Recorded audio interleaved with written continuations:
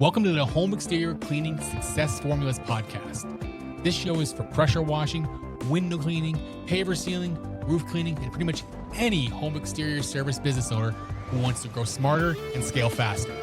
I'm David Kunstek with Clean Marketing, where we help home service companies generate more leads, book more jobs, and build predictable growth systems using Facebook ads, Google ads, high converting websites, and search engine optimization. In each episode, we break down what's actually working in marketing, sales, and operations so you can build a stronger and more profitable business. Let's get into it. What's up, everybody? Dave Kunstek here with Clean Marketing. I am here today with Tony Locke. He is the owner of Window Cleaning Louisville. Did I say that right this time? You did. I got it. All right. 17 years in business. We got connected on Facebook, had a little conversation, and that's why he's one of our guests here today. Well, after we talked for a little bit, I really just felt like he had a lot of little gold nuggets, had a lot of struggles over the years that's going to connect with a lot of you. And I just believe he's going to be able to help people today. So that's kind of like why we're here. So, Tony, how about we just start out with a snapshot of your business, of where you're at today? Yeah, so we moved here to the Louisville market in 2019. And, we started our advertising, marketing, growing. And then the first year here, we moved to May of 19. I did 75 grand. And then the following 2 years, we did like 150. Then we went to 350. And then last year, we did 115% growth. We did almost 600 grand last year. And then this year, we're shooting for 850. And what does your team look like to support that? So we've got basically, we just hired one more office people. So I have 2 office people. It was 2 field techs. I just got me a supervisor. And then I have 2 virtual assistants. Cool. That's a lot of growth just for I guess you're in your 6th year here, so 5 total, but into your 6th. Mm-hmm. And what did you do before this? Like, where'd your experience come from? So I had a window cleaning pressure washing business in Arkansas. We started in 2008. And then, like I said, I moved here in May of 19. Prior to that, I was in construction for about 8 years. And how did you discover pressure washing and window cleaning? So my partner that I had, we were going around building tough sheds, and he was telling me about window cleaning. His brother-in-law had like the largest window cleaning company in Arkansas, and he was trying to get me into windows. And I was like, dude, there's no way I'm washing windows. And he was like, no, hear me out. He's got a huge company, does about $1 million. And I was like, what'd you say? He's like, yeah, about $1 million. I said, oh, well, let's try to get into that, right? And so we went out, and he landed all the Arby's in the state of Arkansas. And then we started building route in each one of those towns. And then we got to about $250,000 a year in storefronts. Yep. We had 2 guys handling that. And then we got in, a bunch of government buildings and houses and commercial buildings. So you're mostly doing a commercial route? In Arkansas, we was, yes, storefront. I don't do a whole lot of that here. I look at the window cleaning as 3 different ways. One of them is your residential, your commercial, and then your storefront, right? Mm-hmm. They're different animals. You don't bid your storefronts the same way you would bid like a commercial building. What's the difference between the two? Is that we're talking skyscrapers, or what are we talking? No, mid-rise. There's too much money on the ground, but having to get all that stuff hanging off the side of a building. Basically, what you can clean with a water-fed pole, or a lift, so like 5-6 stories, we would consider that a commercial, like an office building. And storefront's going to be like a restaurant on the ground floor. Yeah, so usually, David, what I like to do, is if you're going to, let's say you wanted to jump into the industry, right? Yep. Of washing windows. What I like to tell people is that whatever you need for an income, right? Let's say you need $3,000 a month to pay your bills. Go out and start building it up on the weekend and build you. So if you need $3,000, go build you a $4,500 a month storefront route, because it's a residual, mm-hmm. right? You're not having to continue to build that clientele every single month. Now your bills are paid, right? And then so what we do is check cash or credit card on file. We don't allow bill outs with storefronts. And then so that way you can break away from the day-to-day of, the grind working for somebody else. Yep. I like that. So obviously your business is window cleaning Louisville. From our conversation, you also do pressure washing. Like, what do you specifically focus on within? So we do, your roof cleaning, your house washing. Primarily our marketing is for the window cleaning, because that seems to bring in more leads, right, than pressure washing does. Even when we're doing it here, the pressure washers who do window cleaning as the lead-in, they do the best. Yeah, and so what we try to do is when we go out, we sell all the services at the same time when we go out there. And so we try to do it for the window cleaning. We try to sell a house wash or a roof cleaning or gutter cleaning or driveway cleaning, when they call to get a bid for just windows. That's cool. So as far as your business, is there anything unique about your business that you feel like might be different than anybody else's? Well, one thing that I would say on that, my years of being in the industry, I don't get too much into Facebook arguments, on that. There's a lot of them. There's a lot of these gurus out there. I had a guy I used to work with one time told me the empty barrel makes the most racket, right? And but anyhow, what I think one of the things that separates me from a lot of other people is that we watch our man hour out in the field, and so we have basically one guy in a truck is how we run it for the most part. And that guy, we watch his man hour, and so he does $200 an hour cleaning windows, and that's by himself. Now that's not storefronts; that's residential or commercial. If we're doing a house wash, it's $300 an hour. Gutter cleaning, $300 an hour. If we're doing roof cleaning, it's $400 an hour, right? And so those are like our KPIs that we watch. And so when he goes out for a day of window cleaning, an 8-hour day, he's coming home with at least $600 in the coffers. Yeah. So if it's a storm window job, when you're in the north like we are, you wind up running into storms. I like to send 2 guys on storms because at that point, Bud, I have one guy inside, one guy outside, and we don't uninstall them. If you'll raise that bottom window up, you can clean the inside. Lower them both down, you can clean that one without having to uninstall. So we play magical window with our magic chairs, Hey, if you got the work there, that's a great idea actually doing it. Man, again, I'm not an experienced window cleaner myself, but I watch my wife do it and I just kind of stay out of the way. Yeah. So if we have we have one house that we do that is $5,500 and we do the windows on it quarterly. Okay. So if a window cleaning job is over $2,000, I will send another tech. Right. So we do that house in about 6 hours, and there's usually 3 of them that go out there to that house. Is that a typical job, a $2,000 window cleaning? I would say our typical, window cleaning may be, $300-400, but we do get some pretty monster homes because we like to get the high end clientele. Yeah. Let me see here. Next thing, and again, this will be the fun one. It's always my favorite question.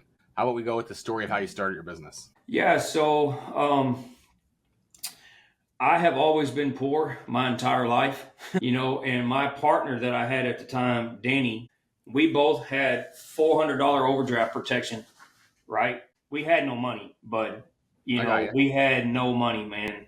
And so he had $400 overdraft protection. I had $400 overdraft protection. So when we needed gas, that debit card got slid, and it was $17 NSF fee, right? Well, the banker, kind of knew what we were doing, and, she's like, hey, instead of doing a hit, for all these things, just take one out. And then as long as within 30 days you pay that back, you only got one late charge or one late fee, one overdraft. And so me and Danny started using his account and my account as a rotating line of credit. I got you. And that's how we got started, It just zap account, catch one up, zap account, catch one up, and we did that for probably almost 6 months to a year. And that was our revolving line of credit. Now, you use that for supplies and fuel? Gas, fuel, because early on, nobody told us about the check, cash, or credit card, right, on file. This is in 2008. And so we would do the Arby's and stuff, and we had to wait on our money. Like so we had to use it. And we was growing the company, so there was, you need a light bill paid, you need to get gas, you need to get squeegee rubbers, soap, different things like that. That's what we used to get along with. What was the turning point? You got caught up? Like, when did you feel things start turning? You didn't have to do that anymore. So I would say it was probably related to my revenue. Whenever we stopped doing that, we had to get that revenue up there and be able to sustain without doing that. But that is a vicious cycle, kind of like a paycheck place. That's why I say, before you quit your job or anything like that, don't do what I did there. Go create 150% of whatever your revenue is. You need $3,000 a month. Go generate $4,500. That way you have enough in there to run the business also and maintain your bills. Then your life don't get so stressful.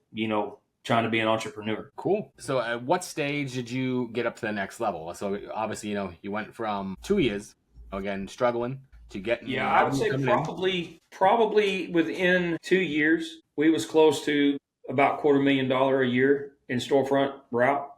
We just out every day, man, beating the streets. Pat Clark likes to go you, and then Josh Latimer calls it boots on the ground.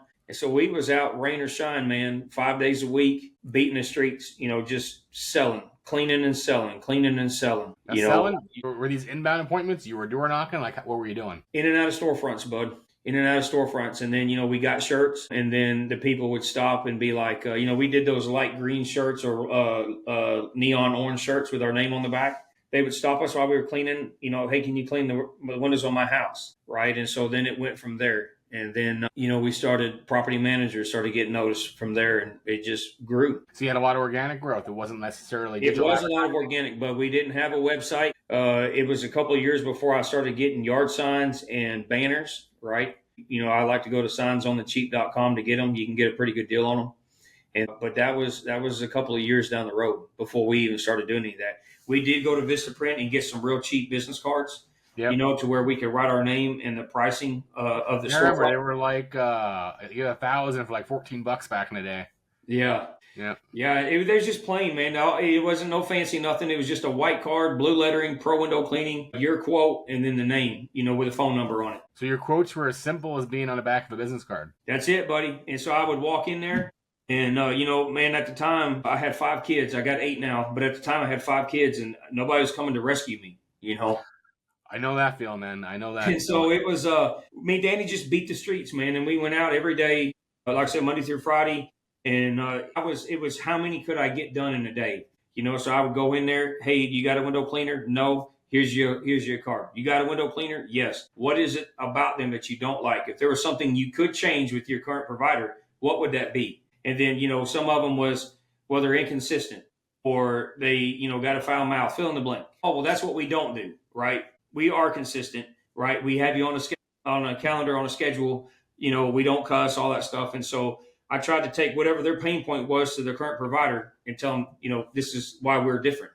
Simple as it gets, man. This is really interesting because I've never heard stories like this before. Everything starts out with, yard signs, or they brought somebody into the business that had experience, and you guys are just cutting your teeth on your own. Yeah, well, poor buddy.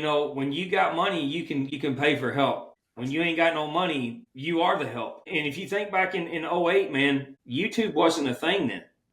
Nope. And so there was no... It wasn't what it is today. That's right. There was no... Yep. Danny barely knew how to wash a window. He helped his brother-in-law very little, right? Mm-hmm. And so the training that he had for me wasn't very much. Man, we would get ladders to clean windows up above a door at a store. That little window that's up top, most people pole now. It was a ladder. And so I was like, Danny, why don't we try to mess with a pole on that? Tony, people don't pole stuff like that, right? 08, 09, right? And so I kept on until I figured out how to pole those windows. And then I started pulling 2-story windows, 3-story windows, right? My brother-in-law is in window cleaning also. Both of them are, but the particular one, he landed a job and it was 3-story windows. And he's like, man, how can we get these windows, right? Again, we were poor, bud, right? We didn't have no money. I had a 30-foot Unger pole that I bought, called her Greenie, Yep. But we would go get, my other brother-in-law showed up to help, and he brought electrical conduit. And so we put them together to create a 30-foot pole, put a flip on there, and was cleaning 3-story windows with that to get going, to start, and it's meager beginnings, buddy, but it made me what I am today. Well, and that's, like I said, I told you before we got talking here, the same thing with me, man. Like this office, like I said, when I started leasing this place, it was 2003, and I was doing it for 3 years before that. Like I was literally at home changing diapers on my daughter, doing sales calls. Yeah. I probably have it over here on the shelf, but again, we started out as a web design company all those years ago, back in 2002. I used to have to door knock, go into places. I'd have my 3-ring binder with pictures of websites I had to show them what the stuff looked like. Yeah. Laptops really weren't even a thing yet. I mean, there were some that existed, but they were like that thick and they just weren't affordable back then, Yeah. But yeah. I'll tell you one thing. So I've always been like, I talk to you when I get to know you, right? But I've been an introvert, quite a bit of my life, unless I knew you. I still am. And so the thing for me, because I was having to go against my nature, right, is that my hat became almost like a security to me. And so when I was going in and out of these storefronts, pounding the pavement, I got to wearing this hat, and the hat kind of gave me a confidence in myself to say, right? It was kind of almost like adding a superpower to me. And so Why do you think that? I think something psychological with me happened with that. because outside when I took it off, I acted different. I wasn't this going in and out of places like it was uncomfortable for me. So it kind of gave me something to almost hide behind, right? That's a crazy analogy. But that's what helped me get uncomfortable. Yeah. So, all right, fast forward to today. So we got today. Obviously, you're not doing what you used to do. You probably still are pounding the pavement a little bit, but what are you doing to market your business now that we're in 2025? So now I'm always the last one in the room to catch stuff, right? But that being said, I got a team now. I try to get each team member to put out at least 10 yard signs a day. Yep. Put out about 30 flyers a day, depending on, what we're doing exactly. And then, we have our AdWords, our LSA. We don't do a whole lot with Facebook now. We used to. And then referrals. Now, when we were talking earlier, you mentioned a couple coaches' names that kind of help you get over some hurdles. You want to tell us a little bit about them? Yeah, so Josh Latimer was my coach there for a little bit when Conquer started. Okay. Latimer has had a huge impact on me early on. Just his mindset, the way he talks, it helped me get out of my shell, to get to where I'm at today. Latimer has a lot. And then when I was in Conquer there for a little bit, they tell you need to do this, hire a supervisor, do this, and hire that person. The problem is I didn't know where that person belonged. Like at what point or what stage in my company could I bring that person on, right? Could I afford to bring that person on? Yep. A lot of the guys, man, they want to grow, but they just don't know where does that piece of the puzzle fall in. And so I got with this other coaching company, and his name's Jim Dubois.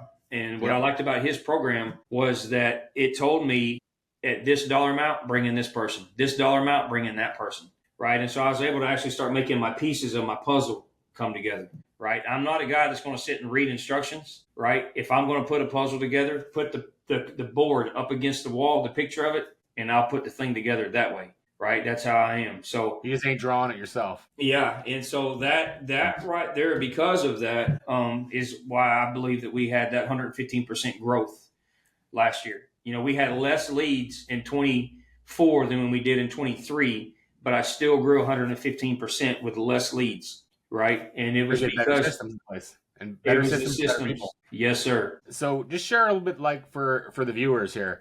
Obviously, at certain points, you added certain people to your company. Do you want to kind of detail like where you did that in your company and what made you decide it was the right time? So again, it was Jim's program. Yep. At about $40,000, I can bring in a supervisor. You hear that saying, quick to fire, right? Well, I am quick to fire, buddy. And so I needed somebody between me and that and the techs. And so I got a supervisor. But prior to that, at about 25, 30, bring you in an admin. Month? Yes, sir. A month. Bring you in an admin. Basically, what you need to do is whatever thing that you hate the most, me is answering the phone. Whatever thing you hate the most, you need to hire that position first, right? And then move your way down that line of the things that you hate, right? And then start filling that position. But it was the revenue dollar amount. You can afford this person. You can afford that person, right? And that's what's got me out of the truck, off the supervisor role and into being able to work on it. Well, that was my next question. Obviously, you got roles getting filled. Like, what is your role today at 600? What do you say, 600,000 you're doing this year? Mm-hmm. You're projecting? Well, we did 600 last year. Yep. All right. And you're projecting what for this year? I believe we're going to hit 850, something like that. So $1,000 a year company. What is your role as the owner now? So right now, what we're working on is systems, right? Creating systems, because when you send your tech out there, how can you control your tech without a system, right? How does he know what to do? Right, without a system. And then the other thing is we've been working on, I'm taking one of the guys and getting them thoroughly trained so they can be a certified trainer for me, right? So that I don't have to train your future employees? Correct.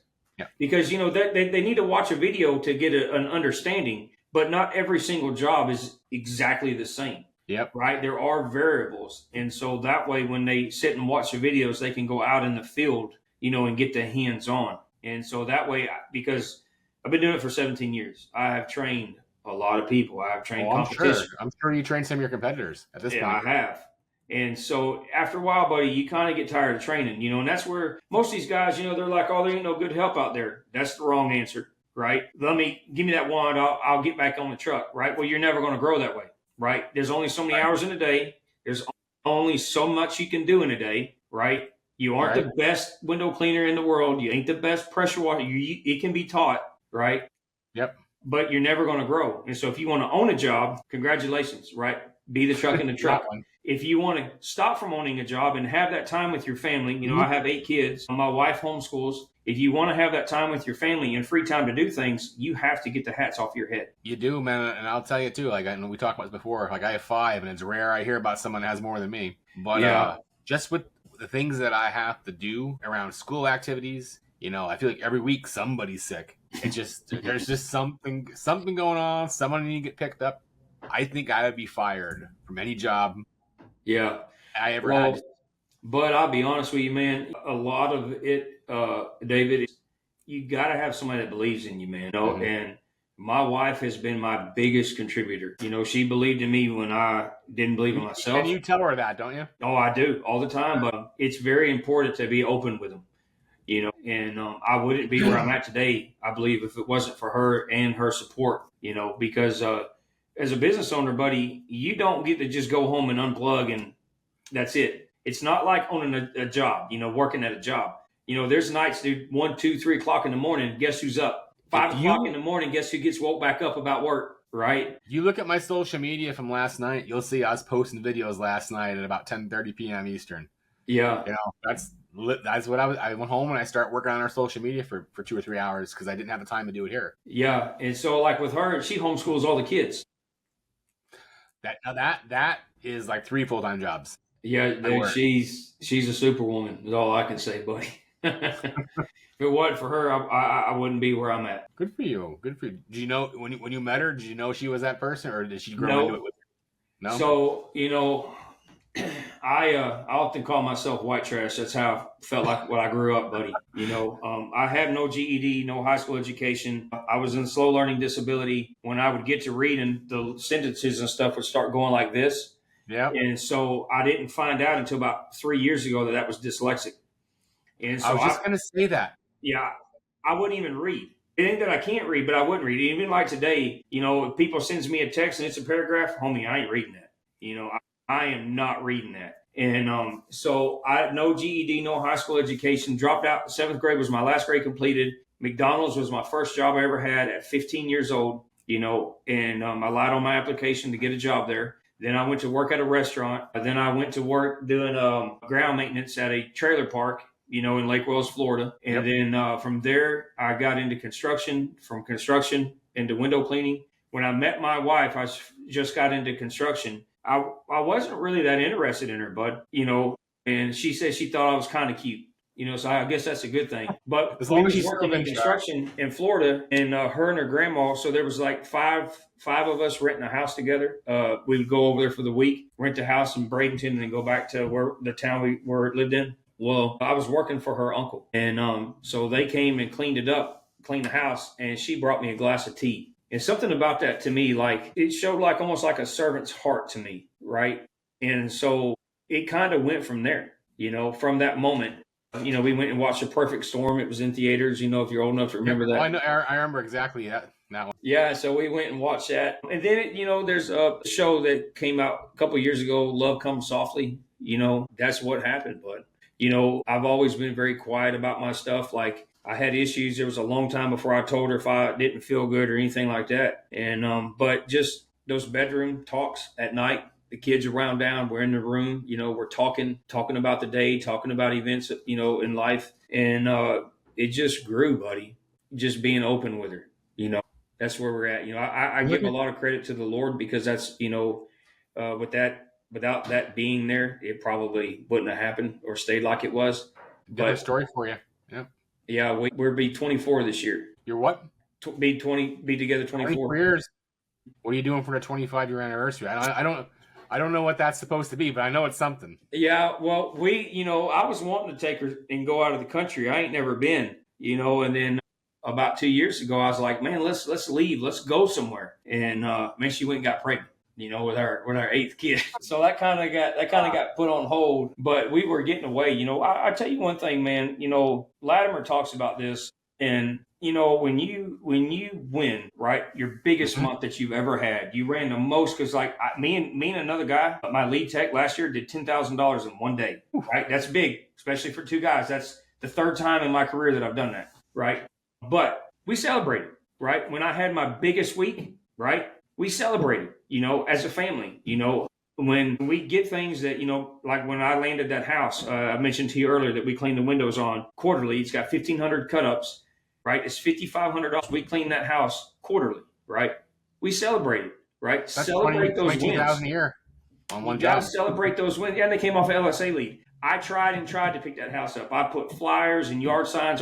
They came right off LSA, and I was plastered all over the place. And then after they called, the email came in that it was an LSA lead. So, but you got to celebrate all them wins, man. But make them a part of it. So, do you actually sit down and do goal planning?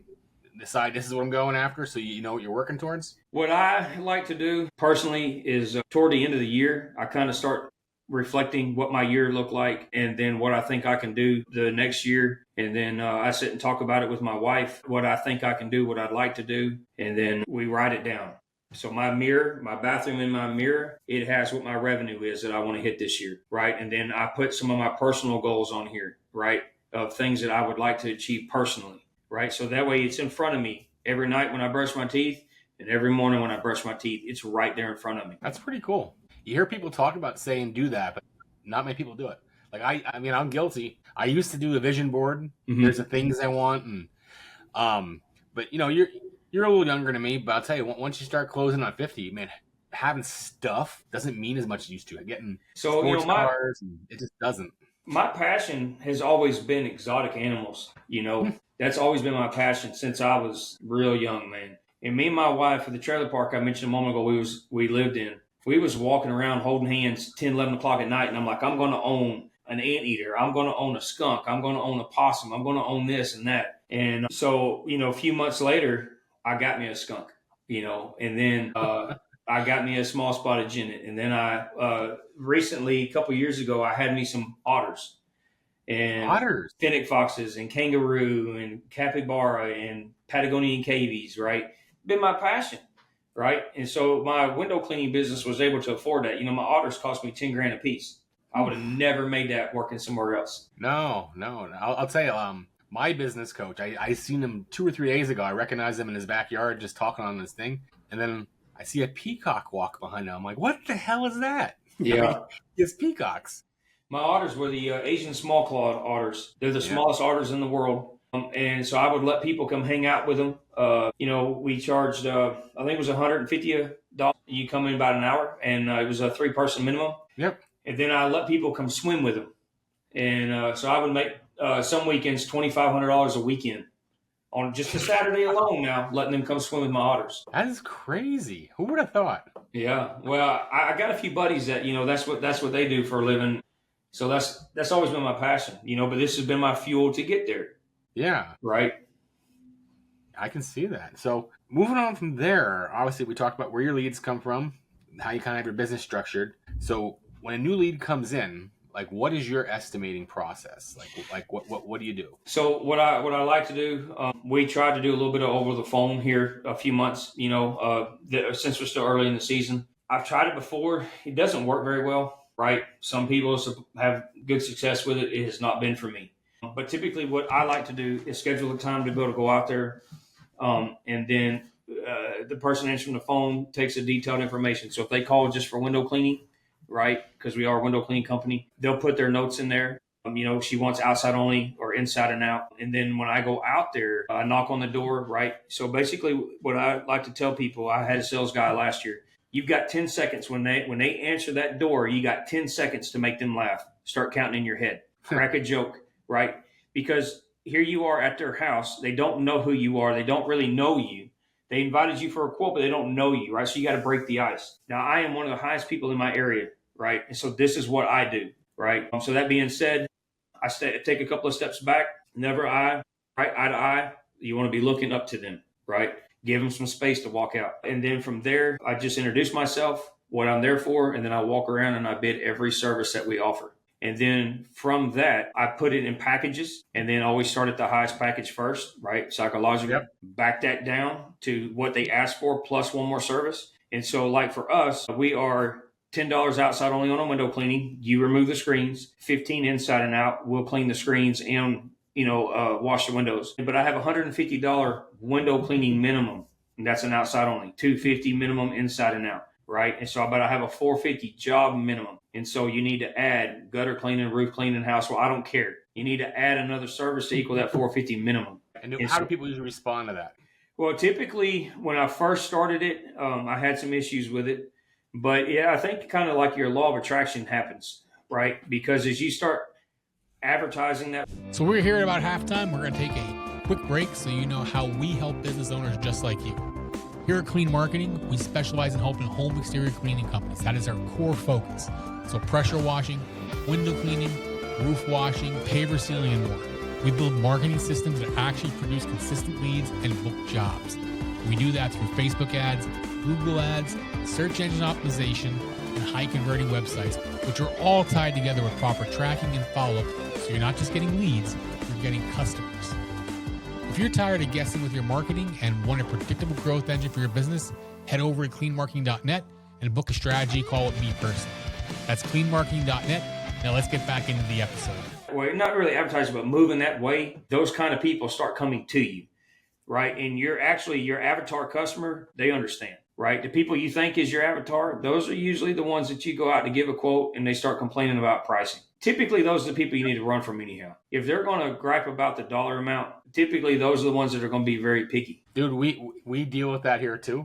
I mean, again, and it's people who don't even know how to run their own business yet in your industry. They're cutting your teeth. I get it. Mm-hmm. I get it. But one of my questions though is like, so have you talked to any other agencies before about advertising or websites or Facebook ads? And when they say no, I get scared because I know it's going to be a sticker shock conversation and it's going to be long. Yeah. Yeah, because honestly, so like just this week we've had some leads come in and they're like, you're 3 times higher than the other guys around.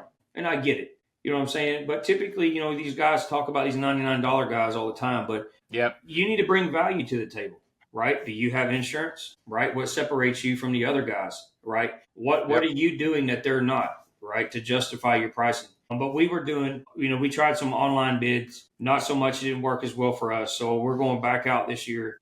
But now this was just like for the month of March and the early part of April, we tried the online bids again. So I'm going to go back out and we're going to do in-person sales again. That's always my higher recommendation. ticket. Yeah. Now, like the companies that are bigger, we're talking, 1, 3, 4, 5 million. It gets a little more complicated with the in-person, especially if they're not a good closer, because they're spending a lot of time just driving around. Yep. And, they prefer to do the online bids, and then whatever that percent, if they close in 20%, they accept it, because that is just the, the par for entry at that level, just because of time. Yeah, but a lot of them get stuck right there too. Now, I've not been there, right? But they kind of get away from what got them there. So if you go back to what got you there, it should continue to cause you to grow, right? Because they lost that in-person touch. I'm a big responsive bid person, right? And I really like Kurt, but I want to tell you what I done, right? And hopefully you don't have this problem, but I hate getting on the phone. And so I try to automate everything, the follow-up completely, the text completely, right? The rescheduling, right? I try to do all of that. And then every year the quote would automatically recycle to the customer so they get a fresh quote. Well, in doing so, I lost that personal touch, right? Mm-hmm. Because I had that going like that for about 2 years without actually getting on the phone and calling them. And so I feel like that kind of messed me up a little bit because that personal touch was gone. So did you see that reflection in your revenue? Yeah, with reoccurring work, yes, right? Because that personal touch was gone. And so we started to add that last year, and our reoccurring has been picking back up. So are you physically doing it, or do you have something designated to do it? Oh no, I got an office person to handle that. I don't like the phone bud. Gotcha. Hey, I'm surprised I got you on here. But, all right, so we talked about your estimating process now. So how do you price your jobs? So, my windows are pretty much by the window. Okay. My house wash, roof cleaning, and gutter cleaning is all by the square footage of the home, right? That's how I price that. There are, some people that don't think you can do that, but what I have found is that it's pretty accurate, okay. And it makes it a lot easier because when I go up to a house, I'm bidding 10, 12 houses a day, right? And I don't really have time to spend an hour, 2 hours there walking around with her. Is that on the regular? You're doing 10, 12 houses a day? Yeah. With season hitting, yes. Yep. When we're, August-ish, I may see 5 or 6. And that's mostly organic? You have your LSAs and you're running Google ads. My LSA, my Google ads, the yard signs, the flyers. Does your site rank? Does your website rank? Do you have like Yeah. SEO done? Yeah. Yep. Yeah. My website's sitting pretty good. Good. Just trying to get a picture from where the leads are coming from, because I know some people are gonna be like, where do you get 10 to 12 Yeah, leads so, a day? Facebook was doing really good for me for a while, and then everybody and their brother started using it because I didn't see anybody else on there when I first moved here. And then it seemed like, even though I was running the same ad, $150 outside only for 15 windows, that seemed to like lose its strength, when people started popping up everywhere. When did you quit doing it? I would say probably almost a year ago. What I'm going to say is Facebook changed in that period. So you can't just run a static ad anymore. I need you. When we have people that are like, what do I need to do? I was like, you get your phone and you have to take a video and introduce yourself like a teenage girl doing a selfie. And I'm telling you, that is literally like, you can't use a single stage approach anymore. And again, I know we're in a podcast and I'm not trying to sell you on it. It did change a lot. Facebook's algorithm changed, which again, that's because when that happened and our stuff started tanking, we were like, what are we going to do? We figured it out. You got to use like a multi-stage approach. You got to owner-generated video content is what makes the difference now. So you were probably running like a messenger campaign or a lead ad. Yeah. I was paying a guy to do it because it's not my strong point, right? So I paid a guy to do it. A couple of years prior to that, he was jam up, man. 15 to 20% ROI. Facebook was crushing it. It was by far my biggest generator. Then it stopped. And so I was like trying to find other ways to bring in leads, Yeah. Well, just so you know, you were talking about down the road. It works. I'm telling you. It just you got to restructure it. Yeah. All right. So back to quoting, or you're back to how you price your jobs. I'm sorry. Yeah. So my window cleaning, my outside only for residential is your 10, inside and out is 15. Now that being said, we are in the north, so storm windows we charge $65 a storm window to clean them. And then if we're going to do inside and out windows, and we call it deep cleaning the track, so it's getting all your corners cleaned, or $25 a window on that. Now, when you get into pressure wash, you have siding, you have concrete, you have flat work, you have the roof. Like, how do you price that stuff out? Do you have an average? The sidewalks and stuff, we just take a wheel out, right? So we're roughly 22 cents a square foot on the flat work. But right? So if I go to a house and your driveway is small, and let's say that it comes to $100, I have a job minimum, a service minimum. So my minimum for me to crank my pressure washer up is going to be $350. So you don't only have a job minimum, you also have a service minimum. That's it, buddy, right? Because listen, if you want to be profitable, you got to put the minimums in place, or you're going to be spending all day chasing $100, $150. You will go out of business that way, right? You need to be able to be profitable, so we run at a net profit of 75%. So you have a 75% margin? Net profit. Or gross profit, my top profit. Sorry, yep. 75% gross profit. Wow, man. Right. That's super. And how big's your crew right now? So I have 2 full-time techs out in the field. Okay. And then every once in a while, today I had to step out. We had a little miscommunication there on a house. I had 2 houses scheduled at the same time, so I needed to step out. But typically 2 guys out in the field. So did you send 2 guys on one truck, or do you have separate trucks for them? Separate trucks, buddy.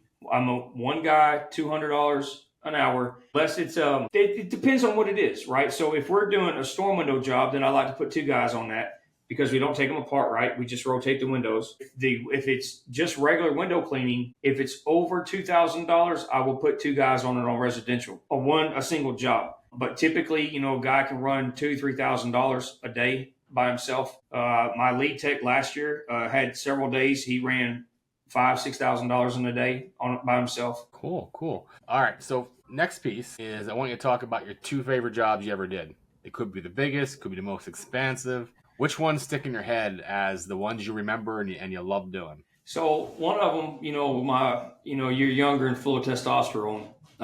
We did a house years ago, and it was kind of like my aha moment type deal when I realized that I got pretty good with a pole, right? My Unger 30-foot pole, before I even had a water fed. The lady had a prior window cleaning company out there, and they told her they couldn't clean her windows because there was no way to get a ladder there. Arkansas, it may be 1 story in the back, but drop off 3 or 4 stories or 1 story in the front, 3 or 4 in the back, right? Because of the slope. Yep. And she's like, they won't put a ladder on there or nothing. Well, I went out there with my little Unger 30-foot pole, and I squeegeed that whole thing. right? And so it blew her mind. Another one, for the guys that are against water-fed poles, it really gets into your brush, but I don't want to get into the technical side. But I had a lady one time, she was from Germany. Her name was Miss Metz, but we always called her Miss Mess because she was extremely picky. Yeah, she was picky. So she was 3 stories in the back. We had to use a 40-foot ladder on her windows. So I talked her into letting me use a water-fed pole. And at first she was hardcore against that, right? Absolutely not. Why? You're going to squeegee. Say it again. What was she afraid of? The results. She's like, that's not cleaning my windows. And so I said, hey, Miss Metz, let me clean your big picture window right here, right, with my water-fed pole. And if you're not happy, we'll get the ladder out and squeegee. Sound fair? She was like, okay. I pulled that water-fed pole out, cleaned that window. She said, honey, you can clean my house like that from here on out. Those windows look really good. And so that's, one of the ones that really those 2 there stuck out to me there. I've had some really nice ones on the other side, that were very high revenue generating. All right. So with all that in mind, obviously you've learned a trade. You've kind of learned how to use the water-fed pole versus the mop and bucket. Mm-hmm. What else have you done with your business that makes it more operationally efficient than other people that you talk to in the industry? Well, for me, I think a lot of it has to do with knowing how to attack stuff, right? Like when you roll up to a house, what do you do, right? So I kind of tell you how we do things, and I'm not saying my way is the only way, but I'm saying that it produces my revenue, right? So typically when we pull up to a house, bud, the truck the passenger side is on the side toward the house, right? We're parking in the street, okay? We got a skid. I don't like trailers because there's a lot of issues that come with a trailer and employees, right? Yep. So we do skids, 8 gallon a minute pressure washer. And then, so they'll roll the hose out, hook up to a spigot, and then we take the pressure hose and we run all the way around to the back of the corner of the house, right? If that's as far as that'll go, we try to run all the way around to the back. Then we start there, wash, repeat the process. That way the hose is completely stretched out, right? To be able to roll it back up when that is done. Then, we'll do your window cleaning at that point. And then it's just with that right there, typically my guys, water feeding is not always faster, but my guys will use it a lot, but then they'll water feed the outside of the home typically. Cool. So we talked about a lot of things that work well. Is there anything in your business that at some point didn't work well that maybe other people are doing now that you had to correct and made a difference for you? Yeah, I would say your tools, man, have a lot to do with it. You need to really take the money and invest in tools. I don't say so do that investing back into your business rather than putting the money in your pocket. Yeah, no, that being said, David, the problem with most of these guys, man, is that they go out and buy these $20,000, $30,000, $40,000. Right? If I was going to give you advice, right? If you asked me and you was just starting out, what would I do or could do that would allow me to start and be successful and make it, right? My first question or first response to you would be, get away from all the noise on Facebook. Shut that out. You do not need a $30,000, $40,000, $20,000 skid in the back of your truck, right? Who cares what that thing looks like? You cannot eat it, right? Yep. When I moved here to Indiana, I live in Indiana, but Kentucky, right? Yep. But I didn't have any money to my name, right? My house, I was waiting for it to sell. I did sell my business there, but it wasn't until July that I got my first payment for that. I did it on a payment plan. So I had me a little 2.3 gallon a minute pressure washer and extra water hose because you can buy that cheap and an extension. And I drug that thing around the house soft washing. And so I would save up to be able to buy my skid and stuff, right? Would you like use an X-Jet or something? No, just downstreaming. And I drug that around the home, right? Mm-hmm. And as I saved up my money, then I was able to, buy the skid. If let's say you got $5,000 to invest, right? My advice to you is go rent you a pressure washer. Go buy you some cheaper tools, right? You don't need the fancy stuff right now. Spend some money on your marketing. Yard signs are almost a guaranteed work, right? If you do your flyers, you got to test. I see them everywhere. And get yourself a decent website, get you some reviews so that before we ever get out there, that value is being added. What would you say, and again, we're going to do 2 of them. We'll start out with the bad one. What do you feel like your biggest losses were and your biggest wins in business? My losses, bud, are me just being slow. The last one in the room to catch on. Now, when you say slow, meaning you just don't know what you don't know yet. Yeah, that's exactly. That's your Pat Clark deal. But yeah, so like I said, Latimer was my coach. Jim's Yep. my coach now, and you just hear different things. I listen, but I don't. My first time ever going to a huge convention was last year. This is 17 years. Which one did you go to? The huge convention, the one in Nashville. I'm not very social like that.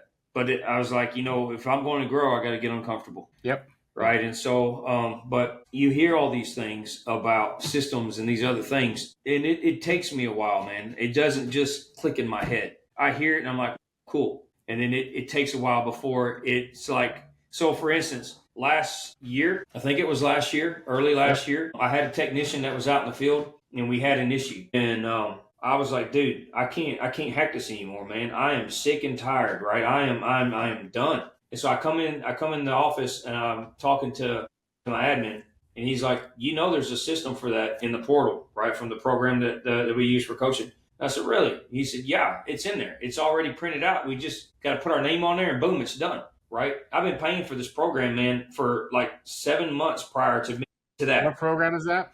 Jim's Window Washing Wealth. Yep.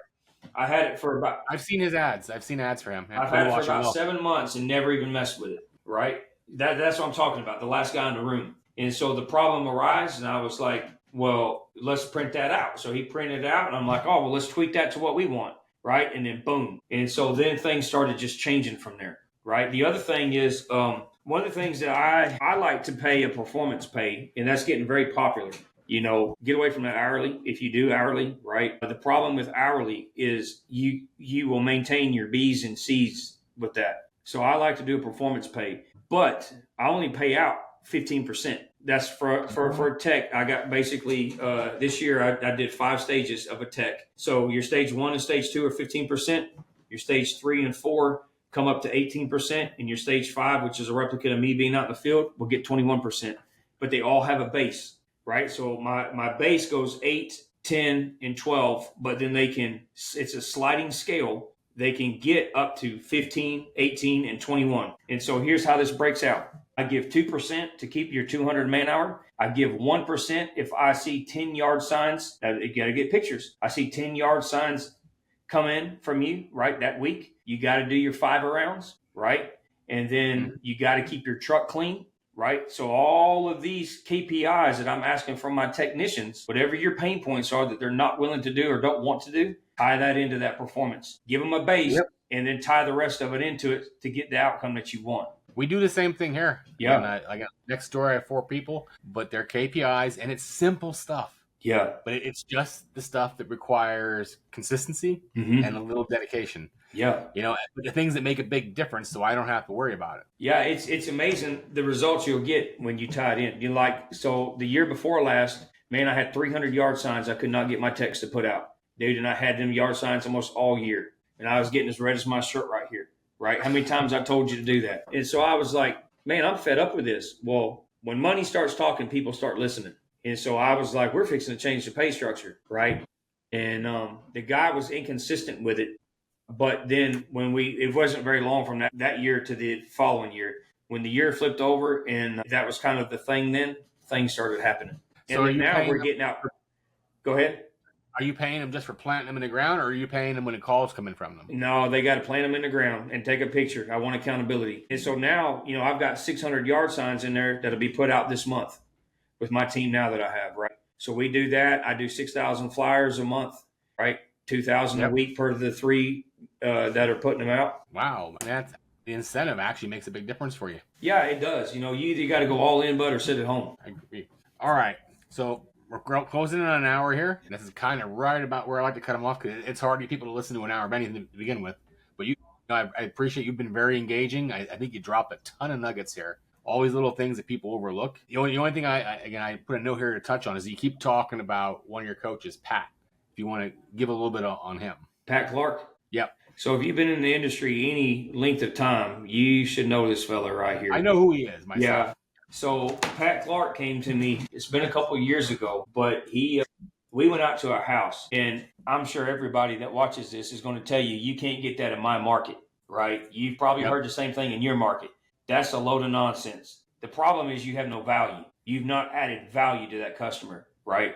And so we went to a house that I would have probably been around $1,200. It was a small, it almost like the size of a trailer. Yep. Literally. And so me and Pat walk up to it, and Pat come out to like, man, it was close to $3,000. And I was like, dude, they ain't gonna bite on that.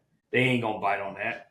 Right? And so Pat knocks on the door, steps inside, sells them. Boom. It was a huge mind bomb. Right? Then we went to another house. Boom. And I was like, dude, rewind what he just done. Right? Because you ain't getting that in my market. Right? He did.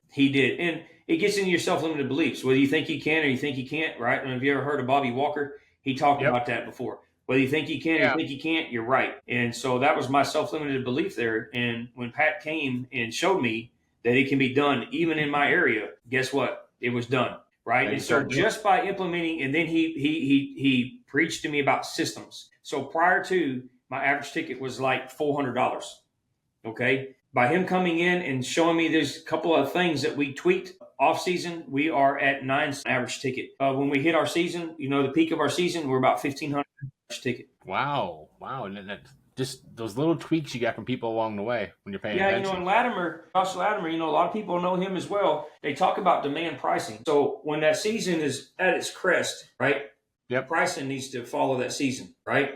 Because ultimately at the end of the day, it's your close rate. I forgot people that I know that they swear they're the best salesman, right? I got 100% close rate. Your price is too cheap, right? I like to maintain a 60 to 70% close rate, right? That's actually really good. My pastor used to tell me not all money is good money, right? And so that took me a little while to understand that. But, typically the people that fuss about your bid of the pricing are typically the pain in the butt that's going to nitpick you on every detail about the job. The same thing in our industry, man. I will tell you, sometimes when we start talking to people or I'm talking to them, and they're asking certain questions, I'm like, I already know where this is going. Yeah.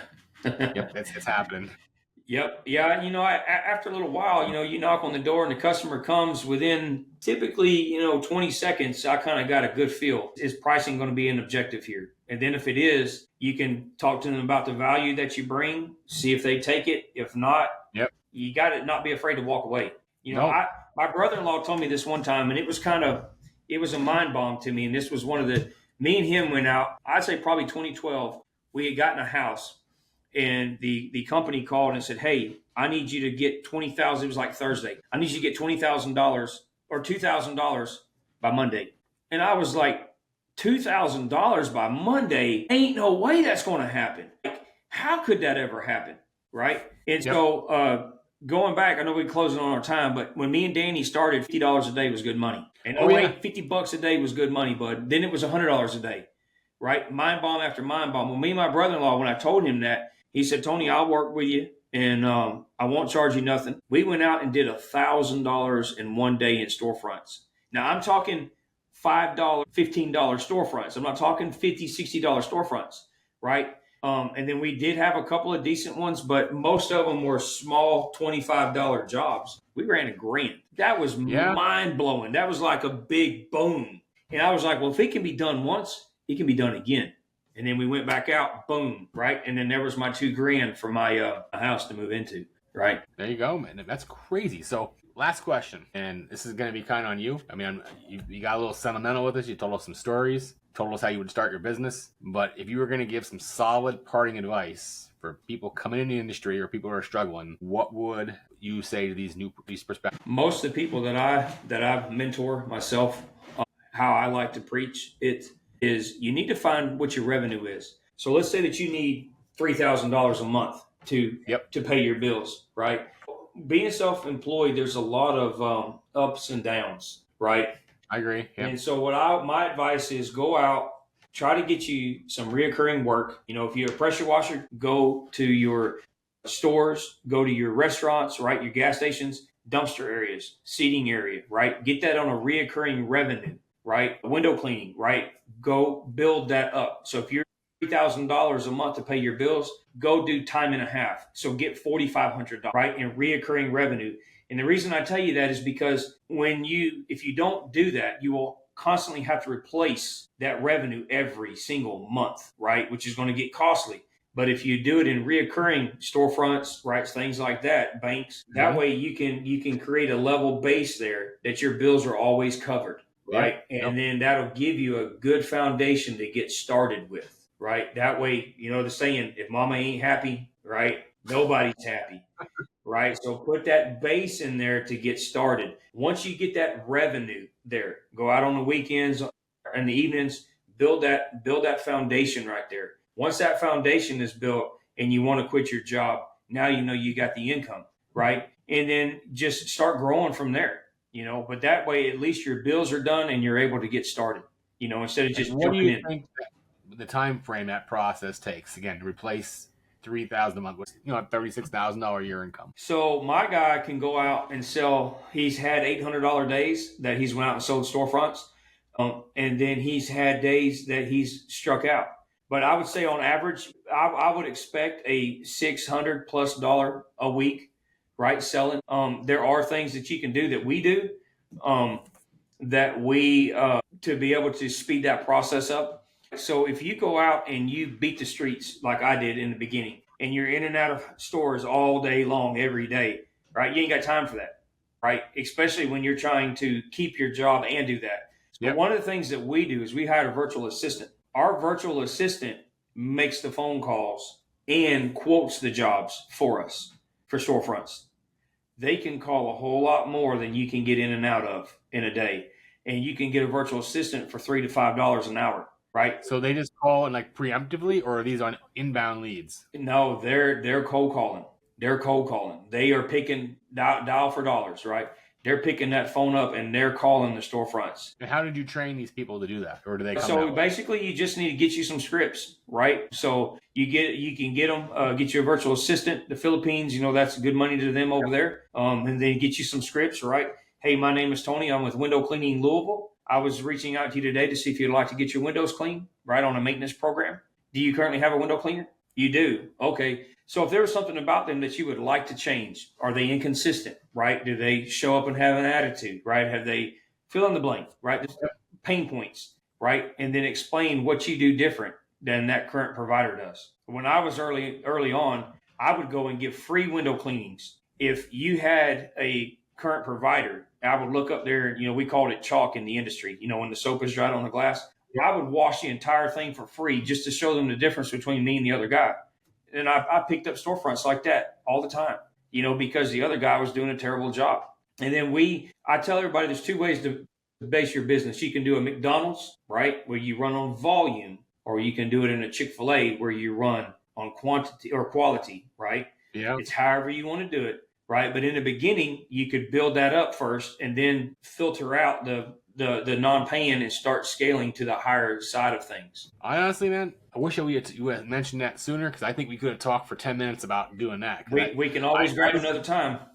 I think so, because I think I really feel like that's going to be a hot topic here, because people talk about it, but nobody gets into the ins and outs of finding commercial work. Because I'll tell you, even as an agency here, again, we're doing digital marketing, and I know commercial work is going to be phone calls, emails, text messages, networking, door knocking. Mm-hmm. And people come to us and they want us to do it ads, and I'm like, you can't. Like, it's like we could try, you might get lucky, but it's not going to be consistent. Yeah, it's not aggressive enough, and they have to be looking for you. Typically when you go in there, they're like, "Oh, I've been meaning to find me a window cleaner," or you go in after their other guy and he done a terrible job. Well, then you can show them why you're different. Yep. The only time the ads ever work is if they're really pissed off at their current provider and they just happen to see the ad. Yeah. That's the only time they work. Yeah. But so we have a VA that cold calls. We're actually fixing to hire another one. We have a few other things that we do, that's kind of on the back end. We also mail out letters. We also cold call residential with some of my VAs. There's ways to get people's phone numbers and all of that stuff. And so we do have some other things that are kind of like, top secret. My favorite, and I'll tell you what the one that we've used for people. We use it for creating custom audience. It's called Coldlytics. Mm-hmm. It's you can go in, put a neighborhood, put in what you want income wise, and the lists are not cheap. Cost you a couple $100 for $1,000. Yep. But even with Facebook ads, I find when you retarget the custom lytics audiences, they work so well. So what we do, David, is we've got Sales Rabbit.